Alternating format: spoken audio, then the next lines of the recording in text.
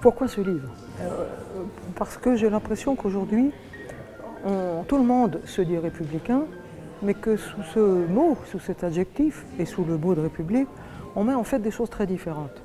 Ce n'est pas étonnant, il y a des républicains de la droite jusqu'à la gauche, voire l'extrême gauche. Donc forcément, il y a des divergences à l'intérieur de tout ça. Alors je me suis dit que peut-être, pour y voir plus clair pour moi, j'allais m'interroger sur l'héritage républicain que j'ai reçu, moi, fille d'instituteur public, en Anjou, dans les années 50-60. J'avais tout ce qu'il fallait ici. J'avais le conflit entre l'école publique et l'Église, le désir de l'Église de reconquérir cette terre après la guerre de Vendée, j'avais les banlieues ardoisières de Trélazé, j'avais des personnages hauts en couleur de la hiérarchie catholique, comme Monseigneur Freppel, mais j'avais aussi des gens comme le premier préfet républicain de Maine-et-Loire, Grégoire Bordillon. Donc j'avais un champ que je n'imaginais pas.